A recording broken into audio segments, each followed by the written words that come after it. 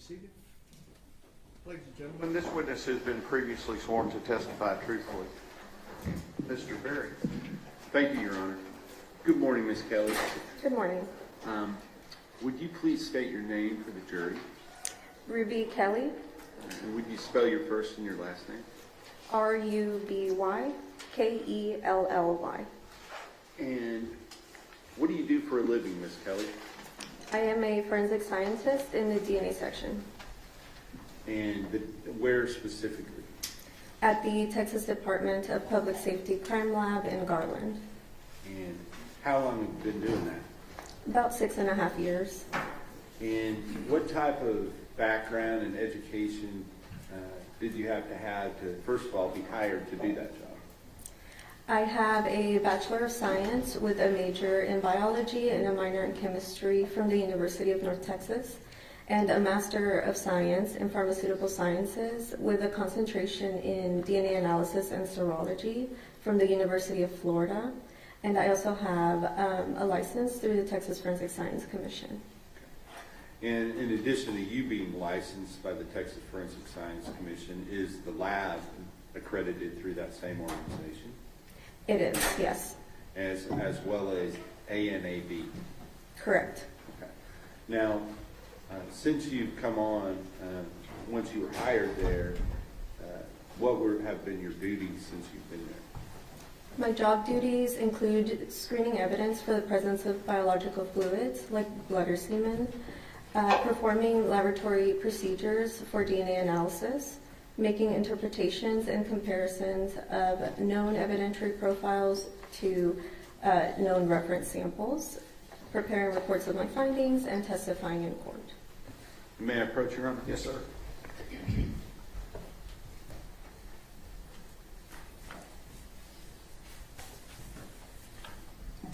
I'm just going to show you 297, and which shows the suspect, the victim, and the lab report number. Are you familiar with that particular case that we're here talking about today? Yes, I am. Okay. And with regard to that case, did you perform some work that was ultimately reflected in the final reports that were issued, I believe, in September of 2025? I did, yes. Okay. Can you talk to us about the work that you did in a general sense, and then we'll talk about what specific items that you were dealing with?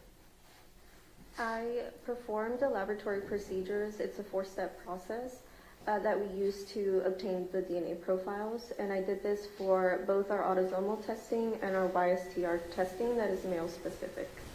Okay. And autosomal, is that sometimes also referred to as STR testing? Yes, autosomal STR. Okay. So there's Y-STR and autosomal STR. Is that right? Correct. All right. So you did work on items for both of those. Let's talk about those two categories. Is the work that you did different for those two categories or the same? They will differ at the 3rd step, the amplification step, where we use a different set of chemicals to target specific regions on the Y chromosome for the Y-STR testing. Okay. And is that part of the work that you did in this case? It is, yes. Okay.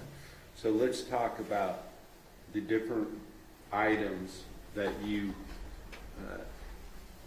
dealt with in this case. I believe you have the lab submission form there in front of you. If you need to refer to that, you can. Does that match your records as far as the items that were submitted to be tested?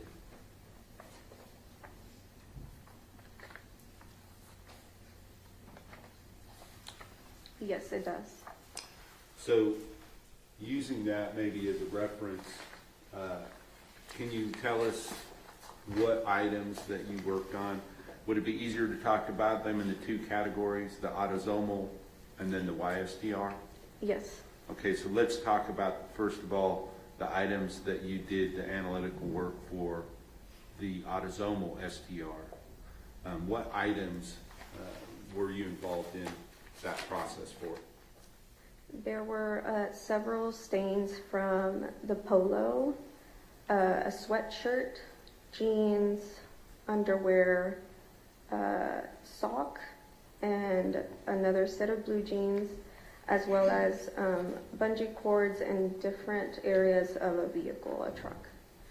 In all of those, none of those items that you just mentioned were related to the Y-STR, correct? Those are all autosomal?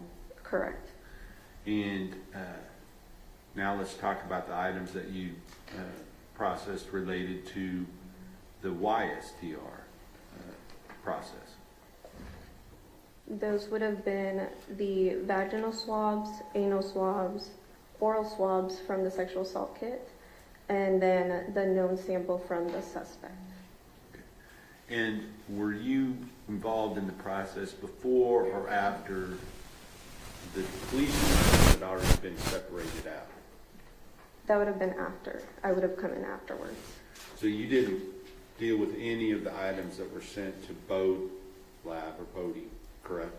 That's correct. Only the items that were ultimately dealt with in the reports that were issued in September of 2025. Correct.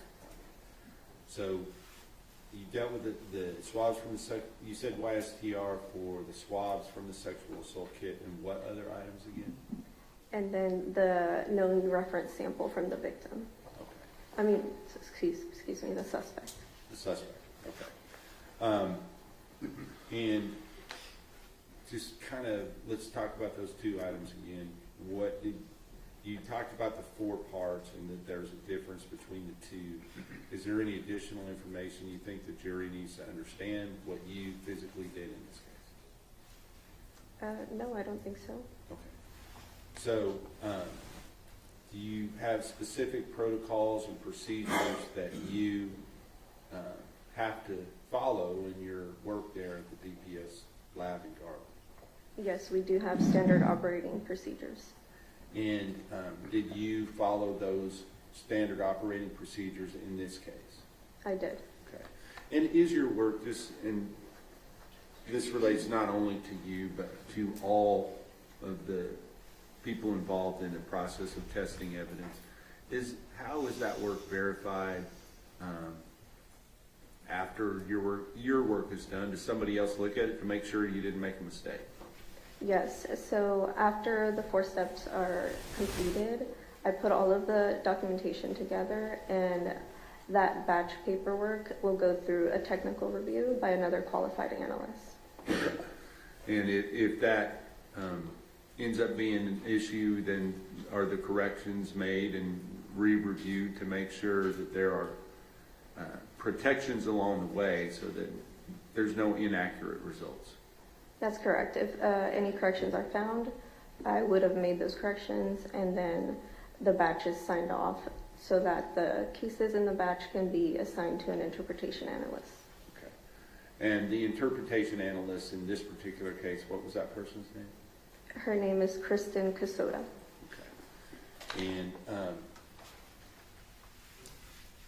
with regard to this particular case, once you kind of just briefly explain for the jury, how you receive your assignment, where you go to get the samples you're going to work on, and after you're done with the work that you've already described, what you do with the samples at that point. Typically, a supervisor will assign the batches to be run, and the samples would have already been prepped. So a small cutting is prepared in a sterile tube, and that tube is barcoded so that we are able to track it through our chain of custody. And it's usually kept in a refrigerated space until I am ready to start my process. And then once you get done with the process that you are doing, what is the state of the evidence at that point? So the results from my process, we will retain the DNA extracts frozen so that they're available for any future testing. Is there anything else you feel like you did in this case you feel would be relevant to the ultimate results that are contained in the reports in September of 2025? No, I believe we've covered everything. Thank you. I'll pass the witness. Cross-examination. Good morning, Ms. Kelly. Good morning. Good to see you again. I have just a couple of questions. Now, Ms. Casada was the interpreter, correct? Correct. And that's the person who would make any kind of subjective decisions about the analysis. Correct. And that would be things like what is an artifact, what is not, that sort of thing.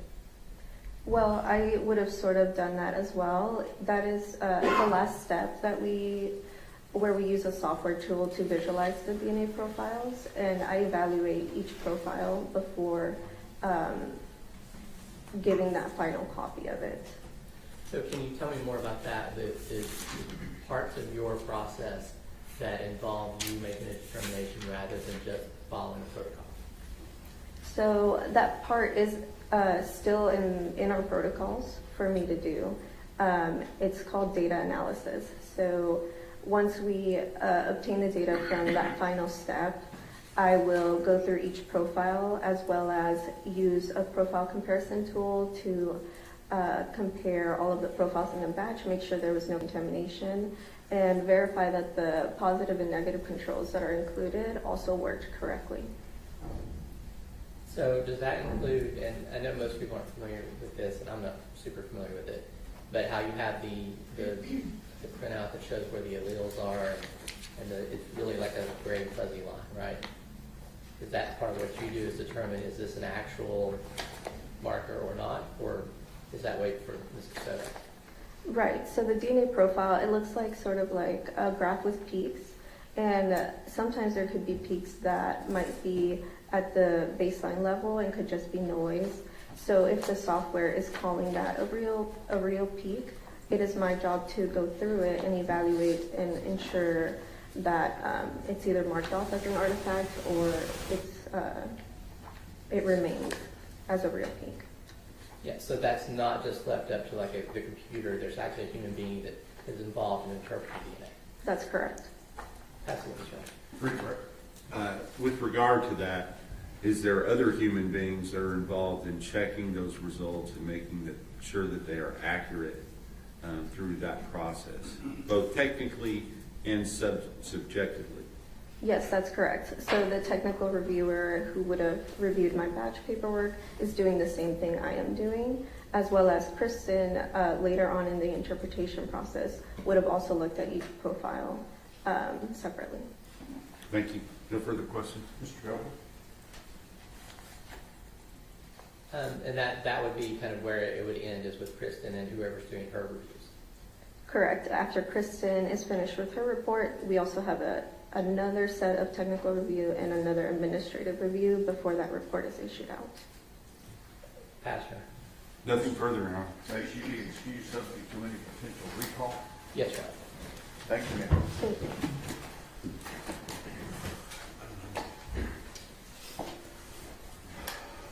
Our next witness is en route. So, gonna have to make the signature room, and as soon as he gets here, we'll bring you right back in. I don't know how long it'll be, so bear with me, okay?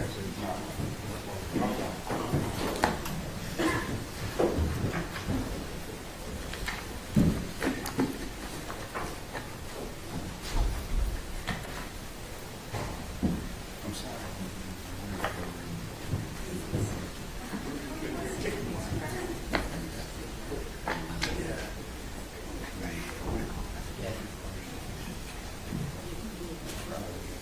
We'll be in recess.